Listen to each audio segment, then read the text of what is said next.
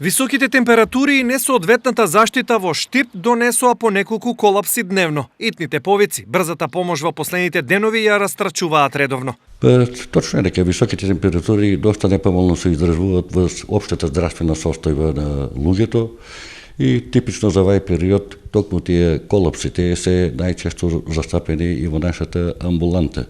Покрај колапсите, значи непомално влијае оваа горештина кај сите нас, така да најчесто се изразува во вид на општа малаксаност, замор, главоболки, вртоглавици, а тука се често застапени и кардиоваскуларните заболувања.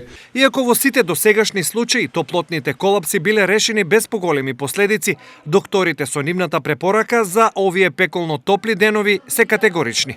Секако треба да се носи на добра и лесна летна шема на облека, да се унесува доволно течности, да не се излегува во најголемите жештини и да се земе редовно својата терапија. Ако е надвор 40 степени, значи не би требало 5-16 да си дозволиме во внатрешна просторија, таа разлика најдобро е нека биде 10, 13 до 14 степени, значи ако имаме веќе 34 степени, тука некаде до 24 најдобро би било да се направи климатизираната просторија.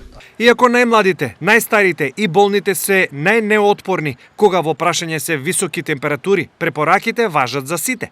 Во меѓувреме, освен на високите температури, внимавајте и на присуството на инсекти и влекачи. Ги има насекаде, а може да се најдат и таму каде што најмалку ги очекувате.